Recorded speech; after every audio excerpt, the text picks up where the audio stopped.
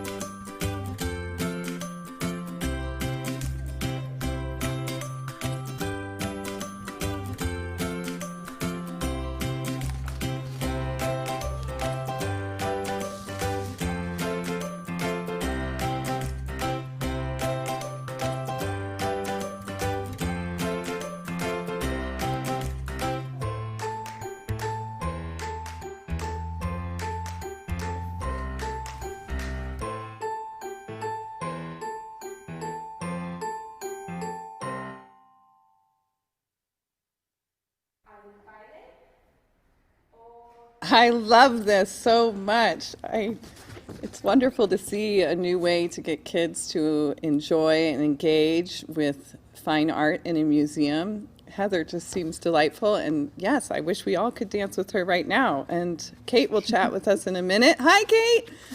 Hi. That is Just can't so stop much smiling. fun. Yeah, Yeah, you cannot exactly. stop.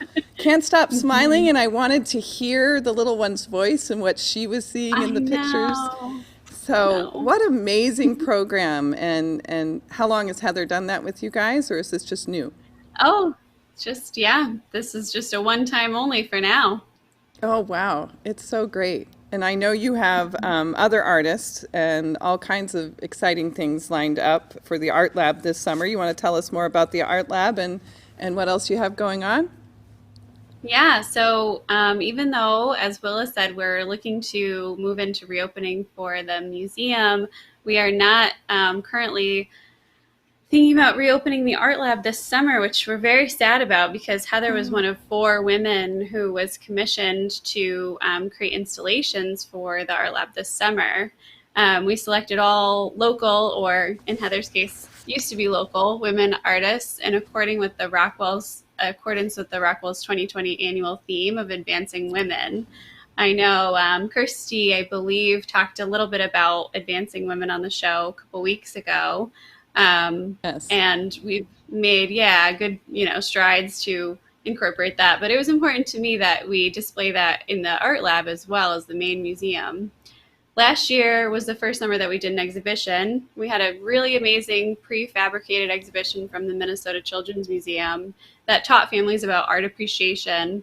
It was fully immersive and it was amazing. But of the Wow, 5 yes. large scale artworks that you could kind of step into, only one of Mm-hmm. the artists was a woman artist. Not Yeah. necessarily a bad thing, but if every time you go into a museum, only 1 in 5 people represented is a woman or an artist of color, especially for children, you start to have a certain idea in your head. So Oh, we commissioned absolutely. 4 women to take over the art lab this summer, and sadly, we had to pivot and do something very different than have an art exhibition. Oh, I know. And it still looks bright and cheery on Market Street. Your windows right now are fantastic. So at least we can enjoy that. So, Mhm. what are some of the other ways that the Rockwell is redirecting efforts to engage kids and families this summer? Wow. Yes. Shout out our windows to Annie Corner with the Gap District. She does a beautiful Yes, job.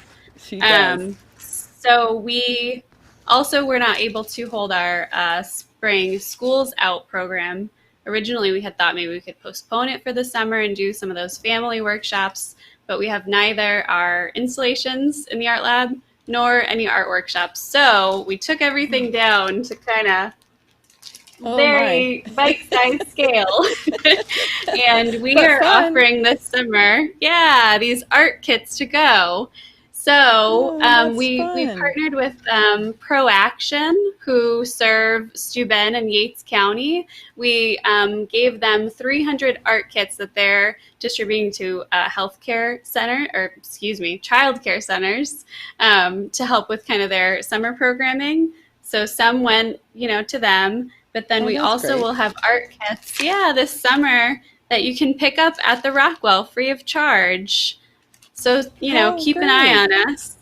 It's, Yeah, and I saw that yeah. Philomena Jack was featured in the other one, and we love Philomena on this program Yeah, did you and see her little in the face community. there? I did, and you know it's fun if it's Philomena. But Exactly. Kate, there's so many wonderful things you do at the Rockwell and so much outreach. I just really admire how much you're beyond the walls of your organization. So cheers and kudos to all of you for that over at the Rockwell. We do sure miss you guys. So we're all keeping up to date of what's going to go on.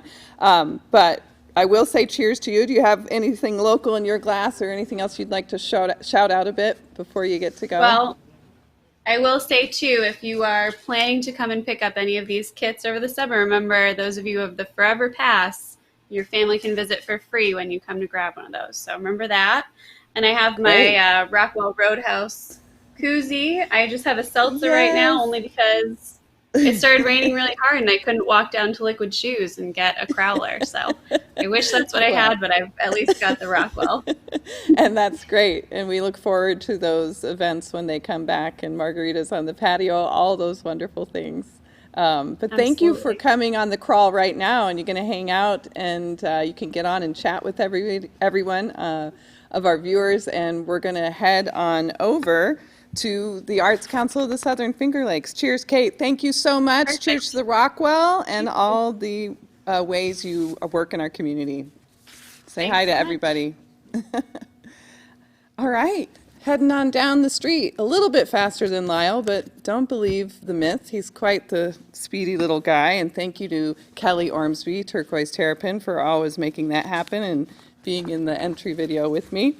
So now it's time to check in with Connie at the Arts Council. She's ready for us to join her on the crawl. Hi, And everybody. I'm Connie Sullivan Bloom, the Executive Director of the Arts Council of the Southern Finger Lakes. You're about to see a video of the work by Megan Walsh that would have been hung at the First Heritage Federal Credit Union on Market Street in Corning, right before the coronavirus hit. We teamed up with First Heritage to have another space for artists to show their work. We're looking forward to working with them more in the future when their headquarters opens on Denison Parkway. After the video, there'll be a live interview with Erica Unterman, who is the curator of the project with First Heritage. And she'll talk more about the need for opportunities for solo artists. The Arts Council's committed to keeping opportunities alive for artists, because we know that artists are the way communities heal, and they are the center of resilience for communities. I hope you enjoy the video, and thanks for watching the show.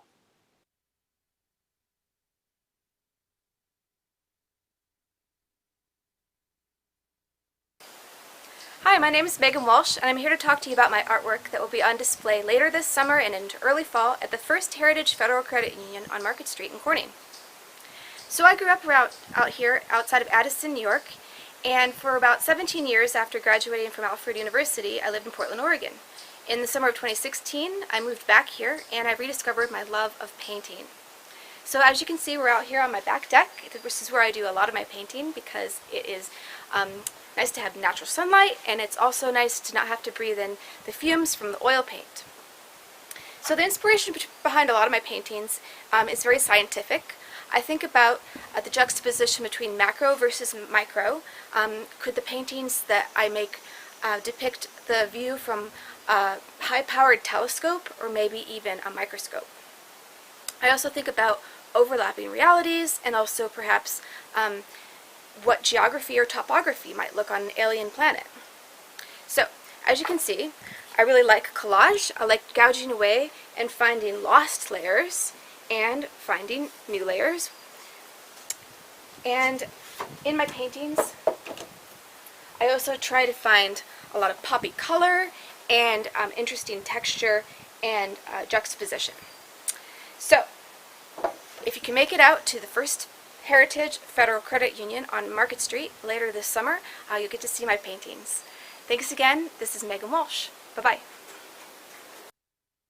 thank you, Megan Walsh. Such interesting work. And hi and welcome, Erica, to the Urban Arts Crawl episode. How you doing? I'm well, Megan. How are you? I'm doing well, and I see you're in the Arts Council gallery, and you got the unicorns behind you. I love it. They're so great. It's so much fun. It's wonderful. And speaking of fun, Megan Walsh's work and the way she approaches her work is interesting and fun. Can you tell us a little bit more about it? Yeah, so Megan Walsh's solo exhibition, her story goes quite like everyone's present story of things right now, where everything's going swimmingly, and then COVID hit. Megan's exhibit would have been on the gallery walls of our partner, First Heritage Federal Credit Union's Market Street branch in March, with an opening reception and an artist talk that night for Urban Arts Crawl. But that didn't happen.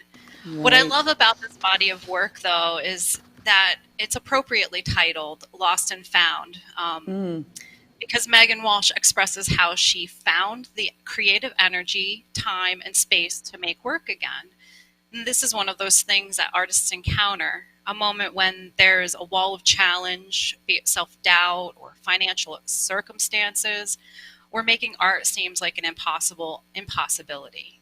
We can name several circumstances right within the past few weeks that make even life and breathing, right? So Megan's story is not a success because she had a moment of loss, but art found her. And I think we all recognize that art is that motivating impetus to self-expression that ultimately heals and can even build community.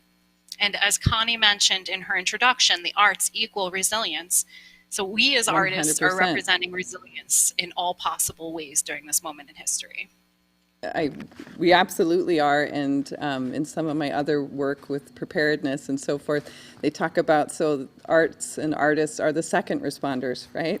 So we come in and we help everybody start to recover in a different way, emotionally and even so forth. So, so much exciting stuff, and it's a timely exhibit. So you're the curator, the guest curator for the quarterly exhibition, and could you explain to us what the process is for an artist to be selected for that solo show opportunity?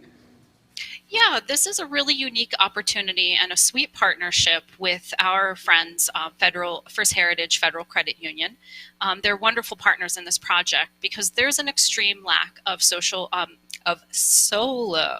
exhibit opportunities in our area. We're having some social issues right now too. You're but right. Overall, our solo exhibitions, there's a real lack in our community. So seeing this gap, the company approached the Arts Council with the suggestion to offer quarterly solo exhibitions to artists within our coverage area. And we cover a broad range of counties. Please visit our website, and I'll tell you that address in a moment. But First Heritage is a company that values artists and found a way to cultivate an appreciation for art in uncommon exhibit spaces. They are a bank that wanted to set the precedent in our community that supporting artists helps beautify and build community cohesion. And I must concur that after curating art for several years at the Southeast Steuben County Library, that all art on the wall of a business not only beautifies the space, but it elevates the space from functional to memorable. So since the Arts Council's mission is to help build artists as professionals, there's an open call that requires a legitimate application process that is followed by a jury decision. We don't want to create any barriers, but you actually have to apply yourself. But in an effort to provide inclusivity, there's no fee to apply for a First Heritage solo exhibition, and you don't even have to be a member of the Arts Council, although membership has myriad perks. So the call to artists can be found on the website, earts.org, and then go to the Gallery tab, and you will find the link to the First Heritage Federal Credit Union Gallery. So that's the trick, is that's a special gallery extension of our own, but in another location. And when you land there, you'll see the exposure that a current exhibiting artist receives. Each artist who is selected will have exhibit cards. And each artist who's selected is featured on the website. There we go. And has an opening reception during an urban arts crawl, has an artist talk, and First Heritage guarantees the purchase of one piece of artwork for their collection. That is so wonderful. So it's such a wonderful project. Because of current circumstances, I just encourage folks to pay attention to our website as things change, and will be announced as soon as everything is in place. Yes, absolutely. And I know with time here, First Heritage Credit Union, and shout out to them for supporting the arts in the community, as we're so fortunate that so many all our industries see that and makes us who we are here in the Finger Lakes. And there's going to be an even larger and really beautiful space, and that's going to affect the exhibits and their Yes, size, it perhaps? will. Their new headquarters will be on Denison Parkway. So although we wanted to show Megan Walsh's work on Market Street during a crawl, we hope to welcome and It'll be the break premiere some wine in that showcase. Thank you. Some beautiful artwork in that new building. Yeah, and it's going to be a wonderful way to all get back together and to christen their building as well. That's so wonderful. Cheers, Erica. Who's in your glass? Actually, I have some wonderful cold IPA from a beautiful female gaffer with the same name, Erica Simon. Check her out on Instagram. All right. Shout out to Erica Simon, and it is a really warm beer kind of day. It is. The beer's cold, the warmest day. Cheers to you, Erica. Oh my gosh. Come with me now. We're going to head over to 171 Cedar Arts and take our crawl over, and we're going to see Lois Welk, who many of us know is a fixture in our local dance community. She's also co-founder and artistic director of American Dance Asylum. Hi, Lois. How are you? Hi, Megan. I'm doing great. Cheers. Great. Cheers You enjoying the crawl? Thank you. I'm enjoying the crawl. Yeah. We have the best community. We do. And you keep going. You're good. I'm so excited about the Kara Walker exhibit. I am beside myself. Everybody listening, make it to the Rockwell. Yeah, you have to see it's this very, very, very exciting, Oh. and what a way to welcome us all back. And it's so true. Perfect. I'm so glad you shouted it out again. So you are well known for a very long career supporting artists in their process. And so how about telling us what's coming up for you, Lois? Well, I wanted to be sure that artists out there in the genre of dance, all genres of dance, know that the Western New York Choreographers Initiative is alive and well. This is a program of the American Dance Asylum. The American Dance Asylum started out as a scrappy collective of artists begging for money. And now it is actually a New York State Council on the Arts partner. And we are entrusted with state funds to redistribute across the state. One of the projects that we fund is the Western New York Choreographers Initiative. It affects 17 counties. If you are a dance maker, our 17-county region includes Chemung, Schuyler, and Steuben. The guidelines will be up on the New York State Dance Force website. That's NYS Dance Force on September 1. We encourage everyone to apply. Do not be intimidated by the process. I will hold your hand all the way through. Yeah, and you will. And you do so many great programs. So I actually got to witness one of those. I watched rehearsals for a residency you sponsored last fall. And let's start watching the video of Mark Schmidt and Remy Harris and learn more about that initiative, Bring It Home. Hey, my name is Remy Harris. and I am Mark Schmidt, And we are the co-creators of Yes. Yes. Yes.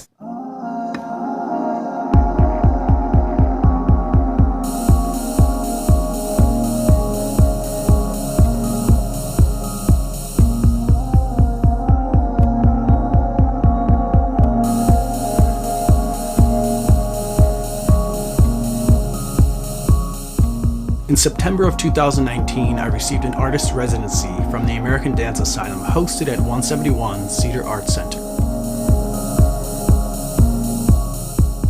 171 Cedar Arts provided my co-collaborator Remy Harris and I valuable space and time to develop our piece, Yes, Yes, Yes.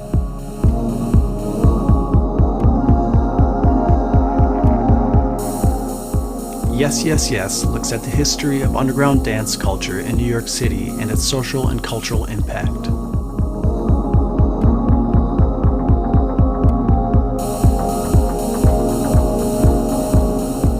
My connection to 171 Cedar Arts goes back to the summer of 1994 when I took my first formal dance class, a 3-day salsa workshop presented by guest artists from Colombia. Little did I know that my excitement about the workshop at 171 Cedar Arts would lead to a lifelong passion and career in dance. We are forever grateful to the people at 171 Cedar Arts for helping us realize this very special project.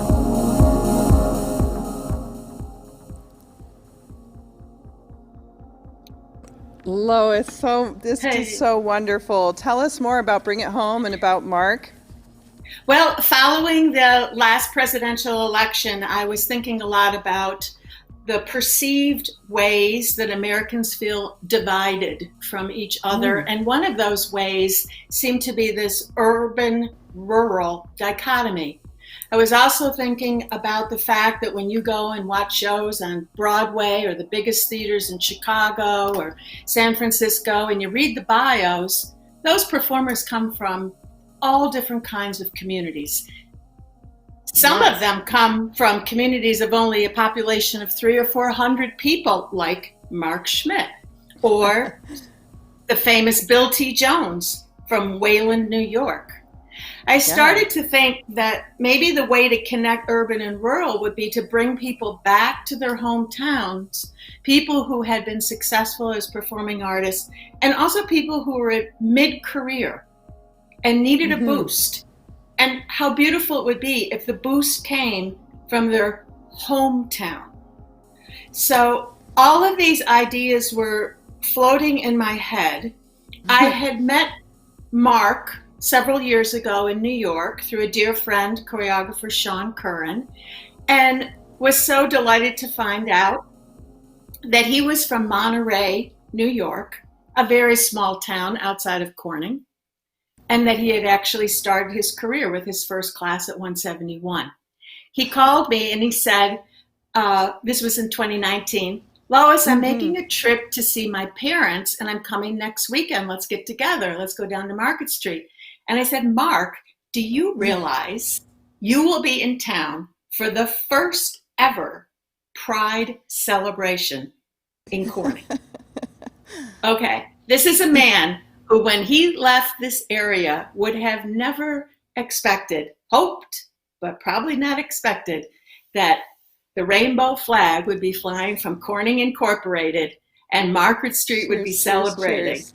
Exactly. Yes. So as we walked down Market Street, I mean, he was emotional. He was so, it was just a beautiful, beautiful interaction with him. He started telling me he was preparing for a premiere in New York City in December and he needed rehearsal space and he needed dedicated time to work in the studio with his wonderful collaborator, Remy Harris. So I said, this is it. This is the launch of Bring It Home.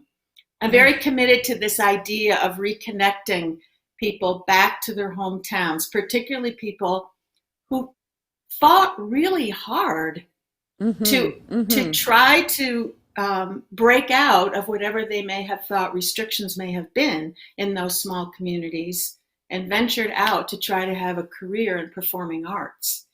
And what a wonderful celebration of your hometown. What a wonderful way to celebrate arts education. Yes. So when Mark and Remy arrived, I have to say it was just total love fest. I mean, it was wonderful to get to go to an open rehearsal and just be, right. It didn't need to be more than that. It was just an exceptional experience to get to see them work. And I could tell they were appreciative and, you know, it was full circle. Plus, it's very special to be invited into a rehearsal. Right. Anyone can buy a ticket to a performance, but that's right. Not everybody lets you come into the rehearsal studio.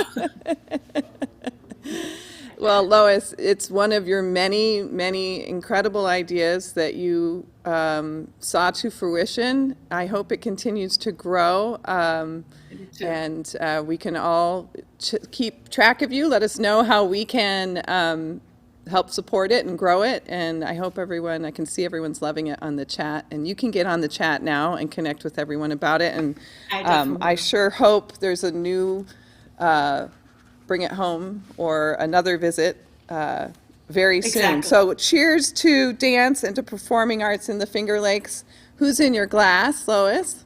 Hector Wine Company. I happen to be very fond Oh, of their right. white wine, Luminescence. Beautiful. Thank you, Megan. Thank you, Thank everybody, you, for Lois. watching. I miss everybody on Market Street. Okay.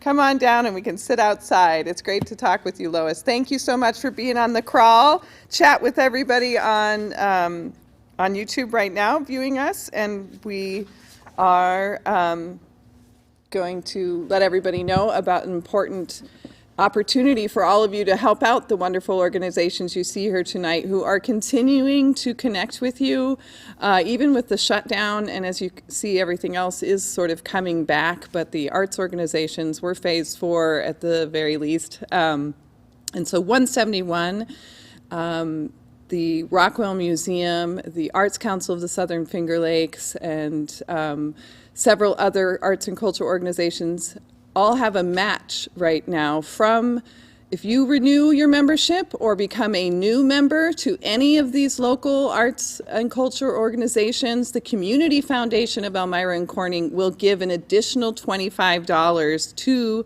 these organizations. That's up to 100 new memberships or renewed memberships in the month of June. So right now, guys, you have till June 30th.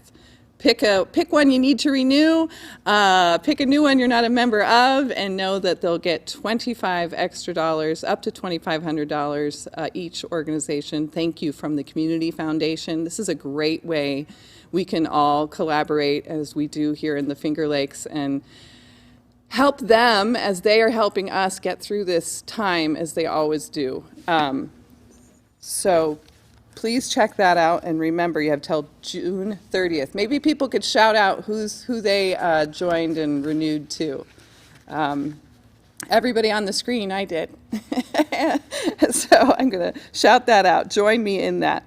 I am always thrilled to announce the poet segment, and tonight it's extra special. The Arts Council of the Southern Finger Lakes helped us out and got us a wonderful young poet who goes to high school in Bath, Lexi Loss, and she has a poem for us tonight called My Artistry's Character. Welcome, Lexi. Actors, when you're ready. Masks off, exposing my vulnerability, a step on stage, an invitation to the courage that is often blocked from me, a character, my self-discovery. The arts, the expression or application of human creative skill and imagination, the magic that has taught me compassion. This is where I am alive and living. This stage is where I am alive and living, lost in a world where I am taught to say nothing, to go through the motions, to live a life that is not on my own agenda. They tell me to hide my voice. My art says otherwise. As a woman who has historically been placed in the kitchen like an object on duty for household chores, who's been taught not to thrive but instead sit back and listen, who's been taught to only speak when spoken to. Put me in a kitchen on a stage and I promise I'll raise my voice so high I'll steal the show, cut throats, leave you speechless, hands and knees begging for more when Make Me a Sandwich becomes talent. Tell me again how I wasn't worth more. As a person who struggles to spit out their words, give me a pen and a paper and I promise the words will flow. Give me a paintbrush and I'll paint you something you've never seen before. Give me nothing and I will create a vibe so high that you crave it the minute you step out of this auditorium door. If artistry has taught me anything, it's to find meaning in the meaningless, hope in the hopelessness, and a voice in the world that makes me feel so voiceless. Thank you.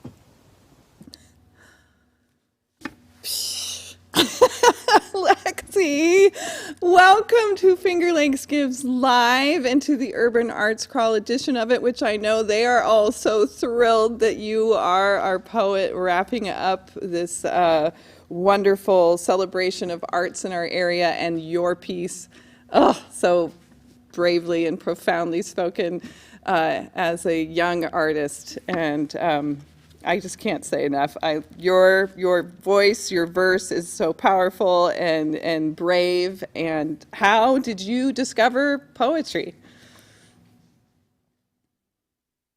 Oh, we're going to fix her audio. Maybe she's muted. Okay. There we are. Thank Yes, you. there's that brave voice. Thank you. Yeah. So um um um um I, I, I, I, I, I have a speech impediment. Um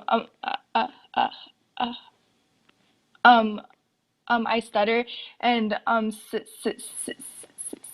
since I was 10 years old, I've been a part of um a nonprofit organization called Say the Stuttering Association for the Young.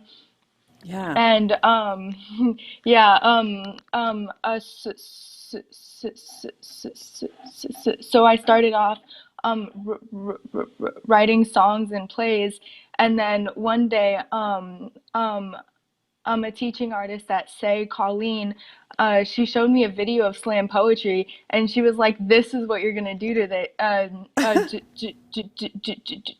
do one day." I was like, "Nah, no, like I'm not interested. Like I study poetry for school, like that's all right."